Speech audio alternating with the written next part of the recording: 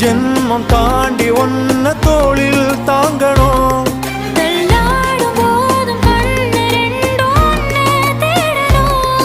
உயிர் விட்டு போகும் அந்த நொடியில் ஓருவம் முன்னால் வரணும்.